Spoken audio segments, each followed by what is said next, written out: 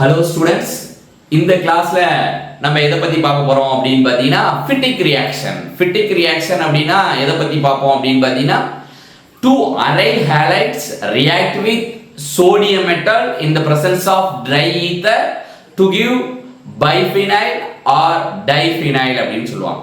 இப்போ வாங்க ரியாக்ஷன் குள்ள போவோம். ஃபர்ஸ்ட் aryl halide அப்படின்னா பென்சீன் ரிங்கோட டைரக்டா ஹாலஜன் கனெக்ட் ஆயிருந்தா அந்த ஹாலைட் பேரு aryl halide. அந்த பென்சீன் ரிங்கோட டைரக்டா ஹாலஜன் கனெக்ட் ஆயிருந்தா அந்த allied aryl halide.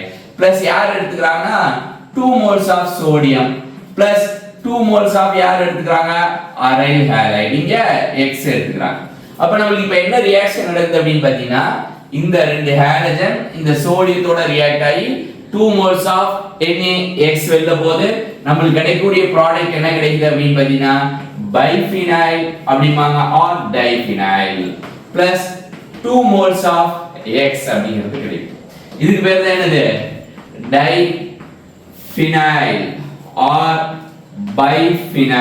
or biphenyl. சரி, இதுதான் நம்ம ஃபிட்டிக் ரியாக்ஷன். அதாவது 2 moles of aryl halides react with 2 moles of sodium in the presence of dry ether solvent.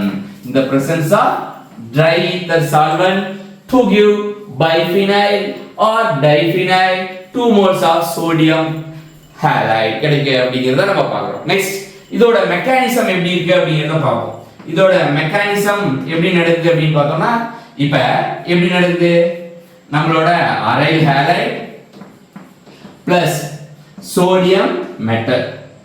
இப்ப இந்த பாண்ட் எப்படி பிரேக் ஆகுது? இது ஒரு கோவலன்ட் பாண்ட். இந்த கோவலன்ட் பாண்ட்ல ஹாலஜனோட ஒரு எலக்ட்ரான் இருக்கு, பென்சீன் ரிங்கோட ஒரு எலக்ட்ரான் இருக்கு, சோடியத்துல ஒரு எலக்ட்ரான், ஏன்னா ஆல்கைலி மெட்டல் ஒரு எலக்ட்ரான் டொனேட் பண்ணும்.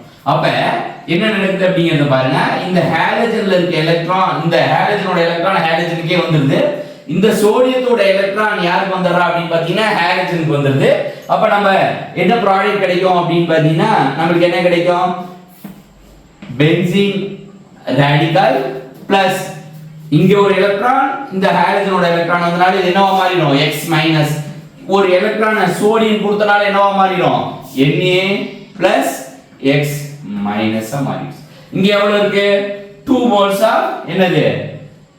Benzene radical. அப்ப NaX ஃபார்ம் ஆயிடுச்சு, 2 moles ஆஃப் பென்சீன் ராடிக்கல் இருக்கு. அப்ப இந்த 2 moles of benzene radical combine ஆகி நமக்கு என்ன ப்ராடக்ட் கிடைக்குது அப்படின்னு பாத்தீங்கன்னா 2 moles of benzene radical combine ஆகி நமக்கு என்ன ப்ராடக்ட் கிடைக்குது? பைஃபினைல் ப்ராடக்ட் கிடைக்குது. நமக்கு என்ன ப்ராடக்ட்? Biphenyl product. என்ன ப்ராடக்ட் கிடைக்குது அப்படின்னு பாத்தீங்கன்னா பைஃபினைல் ப்ராடக்ட் கிடைக்குது. சரி, இப்ப இதுக்கு எக்ஸாம்பிள்ஸ் இப்ப நம்ம ஒரு 2 எக்ஸாம்பிள் பார்ப்போம். வாங்க இப்ப எக்ஸாம்பிள்ஸ் பார்ப்போம். ஃபர்ஸ்ட் எக்ஸாம்பிள் யார் பார்க்க போறோம் அப்படின்னா chlorobenzene plus 2 moles of sodium. இங்கே யார் இருக்கா? chlorobenzene. solvent dry ether solvent. solvent என்ன solvent? dry ether solvent. அப்ப நமக்கு கிடைக்கக்கூடிய ப்ராடக்ட் என்ன ப்ராடக்ட் கிடைக்குது அப்படின்னு பாத்தீங்கன்னா என்ன product? biphenyl plus 2 moles of sodium chloride கிடைக்குது. ரெண்டாவது எக்ஸாம்பிள் குளோரின் எடுத்த மாதிரி நம்ம என்ன எடுத்துக்கலாம்? bromine எடுத்துக்கலாம்.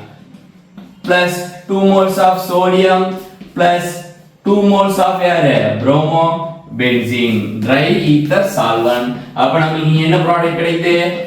biphenyl ப்ராடக்ட் கிடைக்குது plus 2 moles of sodium bromide கிடைக்குது. இங்க sodium bromide. அதே மாதிரி தேர்ட் எக்ஸாம்பிள் யார் எடுத்துக்கலாம்? iodine plus 2 moles of sodium plus iodine. நமக்கு என்ன product? dry ether solvent biphenyl product நமக்கு கிடைக்குது plus 2 moles of sodium iodide. சரி, இதோட நம்ம இந்த வீடியோ கம்ப்ளீட் பண்ணிடலாம். இந்த வீடியோ உங்களுக்கு பிடிச்சிருந்தா லைக் பண்ணுங்க, ஷேர் பண்ணுங்க, சப்ஸ்கிரைப் பண்ணிக்கோங்க மறக்காம இந்த வீடியோவை. தேங்க்யூ.